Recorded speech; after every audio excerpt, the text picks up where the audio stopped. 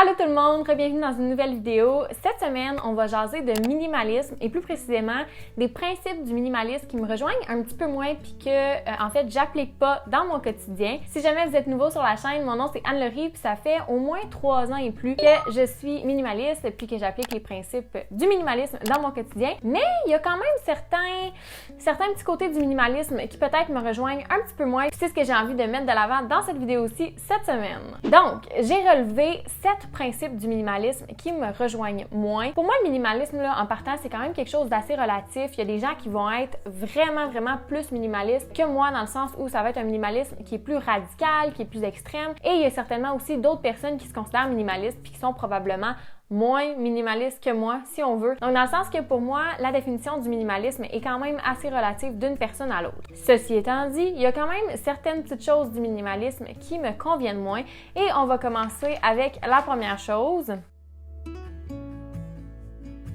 Premièrement, je ne compte pas le nombre d'objets que j'ai. Pour certaines personnes qui se considèrent minimalistes, ça va vraiment être important d'avoir un nombre de possessions X, comme par exemple d'avoir 7 chandails pour les 7 journées de la semaine, d'avoir 7 paires de bas, 7 bobettes, etc. Ça va vraiment aussi avec toutes les autres possessions que la personne va avoir. Moi, personnellement, cette façon de procéder-là, ça me va vraiment pas. Je suis pas là du tout, tu sais, je suis vraiment plus dans essayer d'avoir qu'est-ce qui me convient au quotidien, qu'est-ce qui est essentiel pour moi, sans me restreindre à un nombre précis. Puis, tu sais, en même temps, si ça fonctionne bien pour certaines personnes, tant mieux. Je pense qu'il y a autant de façons d'être minimaliste que de personnes sur la Terre. Bon, j'exagère un petit peu, mais tu sais, tout ça pour dire qu'il y a des façons de faire qui vont mieux fonctionner pour une autre personne, puis c'est vraiment correct. Mais de mon côté, on dirait que le fait de compter le nombre d'objets que j'ai, ça devient comme trop tricky, trop calculé, puis j'aime mieux vraiment y aller avec si j'utilise quelque chose, je le garde. Si j'utilise pas quelque chose ou que c'est pas essentiel, je m'en débarrasse tout simplement.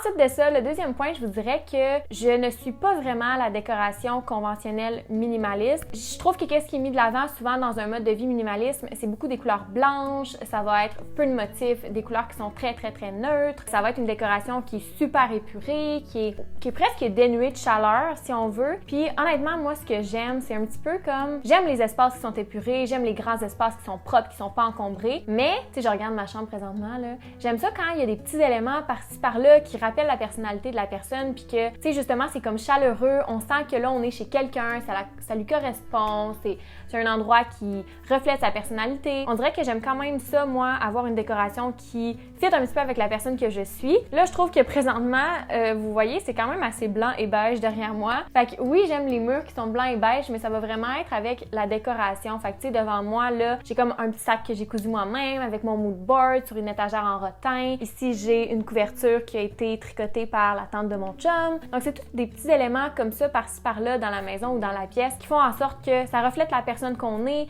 C'est des objets qui apportent de la joie dans notre quotidien, puis qui sont pas nécessairement en accord avec le design super épuré et blanc du minimalisme.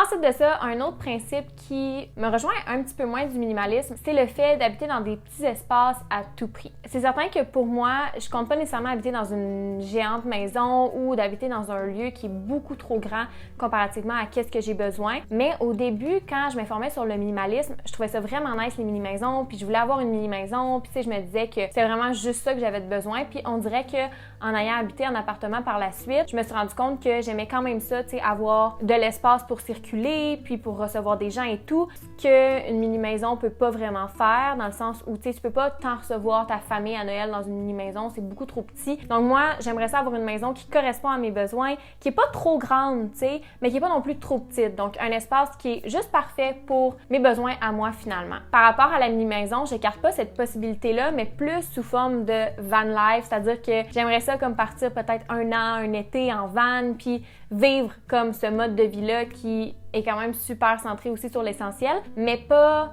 à l'année longue. Tu sais, je le verrais plus comme une expérience ou une façon de vivre qui me permet d'être à l'extérieur de mon lieu d'habitation. Parce que tu sais, avec la van life, j'ai l'impression que la van, oui, c'est le lieu d'habitation, mais l'idée, c'est pas de toujours être dans la van, tu sais, c'est vraiment d'explorer, d'être à l'extérieur et tout, et ça me rejoint beaucoup. Donc, si j'avais à vivre dans une mini-maison, ça serait vraiment sous la forme de la van life.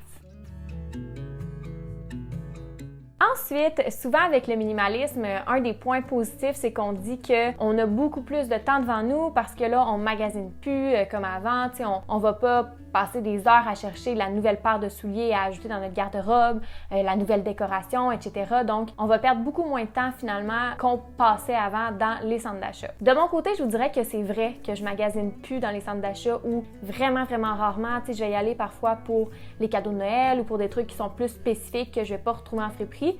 Par contre, et je viens justement de dire le mot, je magasine encore en friperie puis c'est quelque chose que j'aime vraiment beaucoup faire. Fait que, tu sais, j'achète vraiment plus de trucs neufs ou presque plus, mais je me suis tournée vers le seconde main. C'est sûr qu'avant, je magasinais aussi beaucoup en friperie, mais maintenant, beaucoup plus qu'avant. Fait que, tu sais, maintenant, mes vêtements sont presque à 100% de la friperie, même chose avec la décoration et tout ça. Fait que je dirais que le fait de plus du tout magasiner, pour moi, ça ne s'applique pas puisque je magasine encore en friperie. Et je ne compte pas arrêter parce que je fais des trouvailles incroyables. Par rapport aussi à ça, je pense que la portion garde-robe pour moi, bien que j'essaie vraiment au maximum de réduire les vêtements que j'ai, je trouve que c'est difficile ici puisqu'on a comme 4 saisons qui sont assez prononcées, là. L'hiver, il fait super froid, l'été, il fait quand même assez chaud. Fait qu'il faut quand même avoir beaucoup de vêtements pour ces 4 saisons-là. Vous l'avez probablement vu dernièrement, j'ai fait une vidéo par rapport au désencombrement de ma garde-robe puis je vous montre vraiment exactement ce que je possède présentement. Fait que j'ai pas une garde-robe qui est immense, là. Je pense que je suis vraiment raisonnable, mais pour moi aussi, le minimalisme dans la garde-robe, ça ne se réduit pas à un nombre, c'est vraiment selon nos besoins.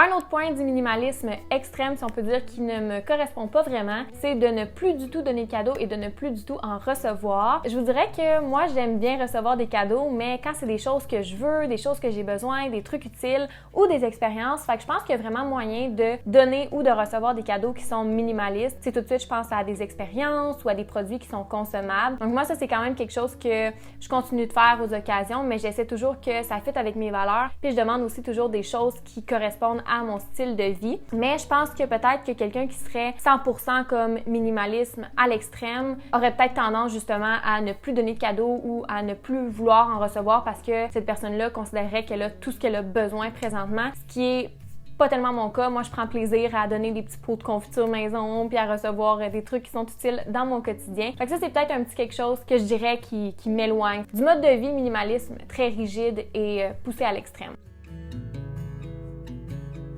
Finalement, un autre point du minimalisme qui me correspond un petit peu moins, c'est que je pense que les gens qui sont minimalistes ont tendance à vraiment simplifier au maximum leur routine de ménage pour avoir quasiment juste un produit qui va pouvoir laver l'entièreté de la maison. C'est vrai que j'ai énormément transformé ma routine de ménage. Maintenant, je lave vraiment juste avec des produits qui sont écologiques, qui sont faits maison. Puis d'ailleurs, j'ai fait plusieurs vidéos à ce sujet-là pour vous donner des idées de recettes à incorporer dans votre quotidien. Par contre, je pense que si je voudrais, je pourrais vraiment comme nettoyer ma maison juste avec du vinaigre, du bicarbonate de soude ou tu sais, juste avec un ingrédient. Mais moi, vous le savez, j'adore faire des DIY, j'adore comme essayer des nouvelles recettes, ce qui fait que j'aime ça, des fois varier ou comme créer des nouvelles petites recettes ou avoir, OK, mon petit produit pour la salle de bain fait maison, mon petit produit pour la cuisine fait maison. Fait que j'ai peut-être un petit peu plus de produits nettoyants qu'une personne qui est comme minimaliste, mais par contre, c'est tous des produits que je fais moi-même, des produits qui sont naturels, qui sont écologiques. Je prends vraiment plaisir à faire ça puis je ne me sens pas du tout coupable. Fait que voilà, je dirais que c'est comme les 6 petites choses, je fais 10,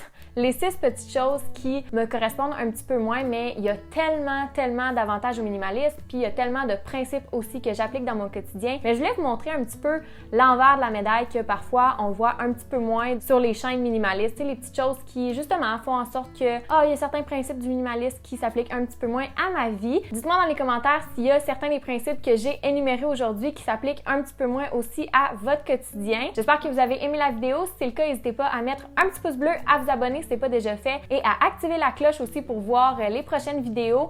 Et sur ce, moi je vous dis on se retrouve la semaine prochaine pour une autre vidéo. Bye tout le monde!